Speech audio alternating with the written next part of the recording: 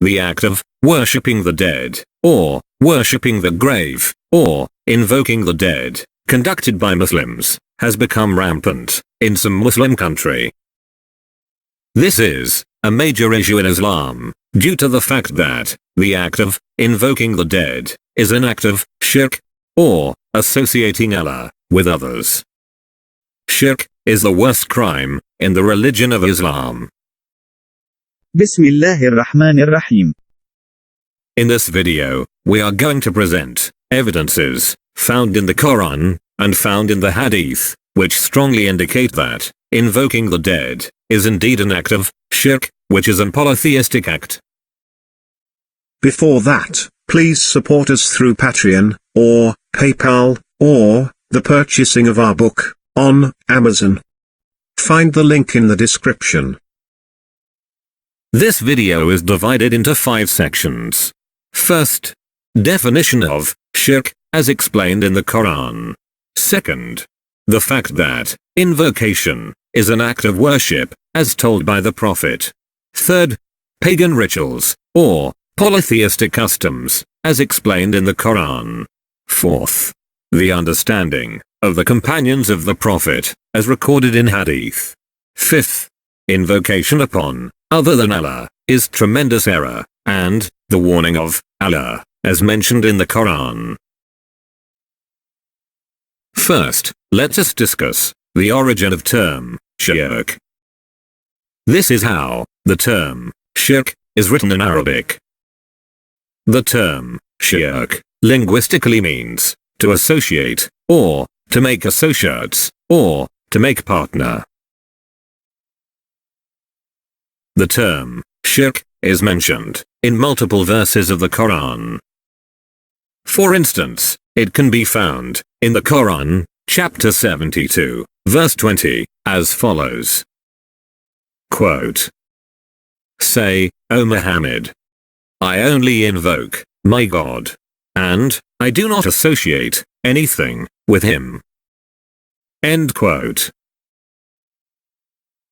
From this Quranic verse, it can be clearly understood that the term shirk means to associate anything with Allah, or to make partners or associates to Allah. From this verse, it can be also understood that to invoke others besides Allah means to make others as partner of Allah. In other words, to invoke anything besides Allah, such as the grave, the dead, the idols, etc., is indeed an act of shirk, or associating others with Allah. In fact, Allah, the creator of universe, called those which they invoke besides Allah as my associates, or my partners. This is mentioned in the Quran, chapter 18, verse 52, as follows. Quote, "In that day, Allah will say, call my partners, whom you claimed. Then they will invoke those who they used to invoke." End quote. From this Quranic verse, it can be understood that invoking anything other than Allah is in fact making something as a partner of Allah. In other words, it is an act of shirk, or associating Allah with others, or a polytheistic ritual. Invocation is an act of worship. In this section, we are going to discuss the fact that invocation is an act of worship, and worship must be attributed to Allah alone. Otherwise, it could be categorized as an act of shirk, or associating Allah with others. The fact that invocation is an act of worship is based on Hadith number 3247 from Sunan Tirmidhi collection. The Hadith is classified as authentic by Shaykh al-Albani, and it goes as follows. Quote, Al-Nu'man ibn Bashir, a companion of the Prophet, reported as follows. The Prophet, peace be upon him, said the following. Invocation is worship itself. Then the Prophet recited the following Quranic verse. Your God says, "Invoke me. I will respond to you." Verily, those who dissatisfied with worshipping me alone will enter the hellfire in humiliation. End quote. Please note that the Quranic verse mentioned in this hadith is verse number 60 in chapter 40 of the Quran. The fact that invocation is an act of worship is also supported by another Quranic verse. That is, verse number 56 in chapter 6, as follows. Quote, "Say, O Muhammad, indeed, I have been forbidden to worship those you invoke besides Allah." End quote. In this Quranic verse, the term worship and invoke are used in the same context. From these three evidences, it can be clearly understood that invocation is an act of worship. Moreover, the act of worship must be attributed to Allah alone. This is stated in the Koran, chapter 18, verse 110, as follows. Quote, "Whoever hope for the meeting with his God, let him do righteous deed, and let him not associate his God with anything in the worship." End quote. As can be understood from this verse, the act of worship must be attributed to Allah alone. If an act of worship is attributed to other than Allah instead, that becomes the act of shirk, or associating Allah with others. Therefore, invocation must only be attributed only to Allah as well, due to the fact that invocation is an act of worship, and invoking other than Allah, whether it is an idol, or a grave, or a dead man, can be categorized as an act of shirk, or associating others with Allah. Polytheistic customs. The act of invoking other than Allah is not a new phenomenon. This can be observed from the time of Prophet Muhammad, peace be upon him.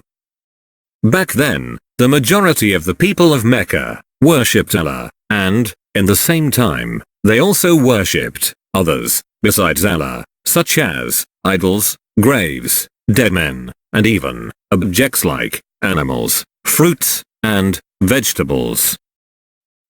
Therefore, Allah, the creator of universe, commanded Prophet Muhammad to stop such pagan rituals, or the polytheistic customs conducted by the people of Mecca. This can be observed in the following Quranic verses. Quote, "If you ask them, who created the heavens and the earth, they would surely say, Allah. Then, say, O Muhammad. Then, have you considered what you invoke besides Allah? Say, O Muhammad. Have you considered your partners, whom you invoke, besides Allah? Show me what they have created from the earth. Do they have partnership with Allah in the creation of the heavens?" End quote. From these Quranic evidences, it can be understood that, back then, the people of Mecca worshipped Allah, and, in the same time, they worshipped also, or they invoked also, other besides Allah.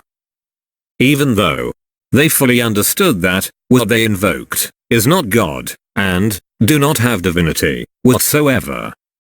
This is polytheistic custom at its best. The understanding of the companions of the Prophet. In this section, let us see how the companions of the Prophet understood issues regarding invoking other than Allah, as recorded in Hadith. We are going to present two instances of the example of the companion, which are recorded in the Hadith.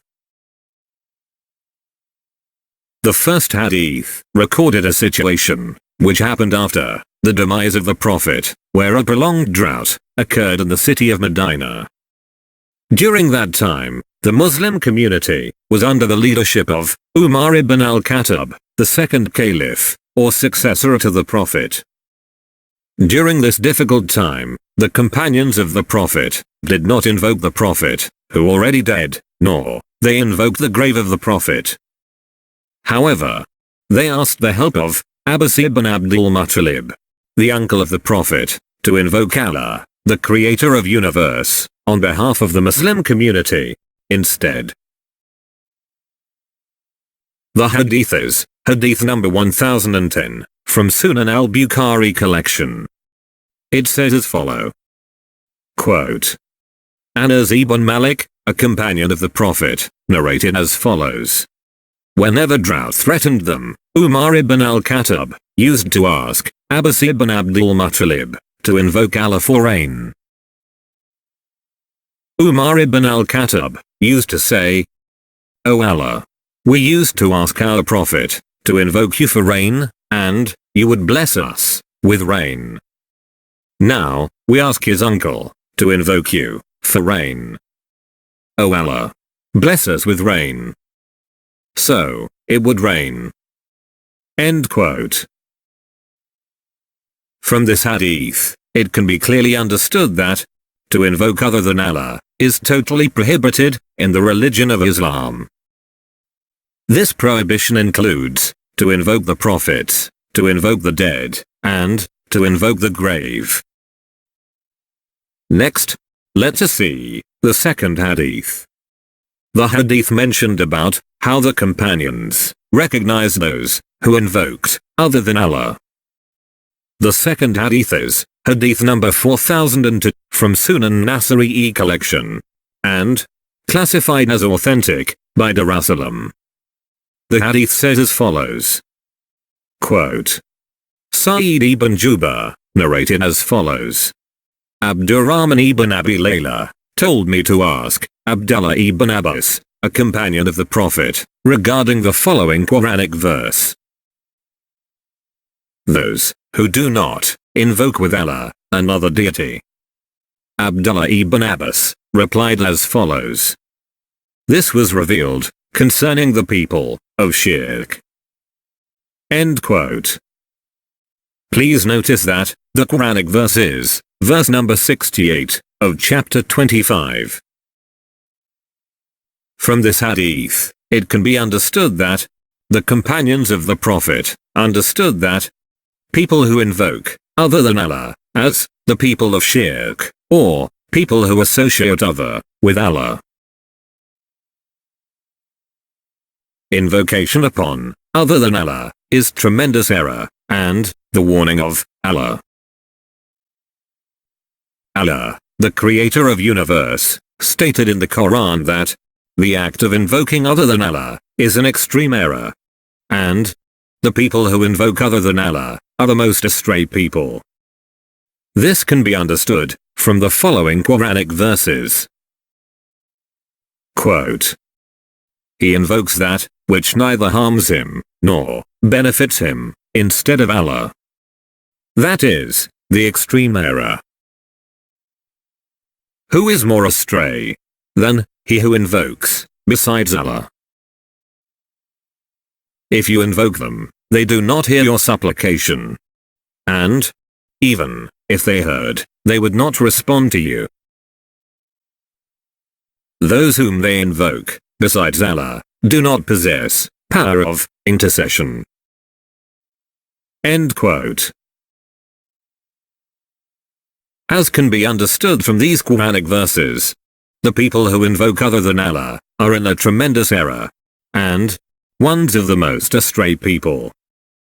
The objects, or dead men, which they invoke, do not have any ability whatsoever. Those objects, or those dead men, cannot even hear the invocation. Moreover, it should be noticed that the spirit of dead people do not stay on the earth. This can be understood from the following Quranic verses. Quote. When death comes to one of them, he says, My Lord, send me back, so that I might do righteousness in that which are left behind. No. It is only a word he is claiming. Behind them is a barrier until the day they are resurrected. End quote. From all these evidences, we can understood that invoking other than Allah, including the grave and the dead men, is an act of shirk, or associating Allah with other. We must avoid this act at all cost. Let us listen to the warning of Allah, mentioned in the Koran, for the people who associate Allah with anyone or anything. Quote. Indeed, Allah does not forgive association with him. However, he forgives what is less than that, for whom he wills. End quote. والله أعلم بالصواب. Allah knows best about what is right. If you want more of these video, please subscribe and push the like button and the notification button. Please support our channel by buying our books, shown in the description below. Please support our effort through Patreon and PayPal. The links are provided in the description below. To learn about Islam systematically, please buy our books, or visit our website. Our books can be obtained in both electronic medium, and as printing books. You can also present the book as gifts for your beloved ones. Thank you very much for watching. And, peace be upon those who follow the guidance. والسلام على من اتبع الهدى.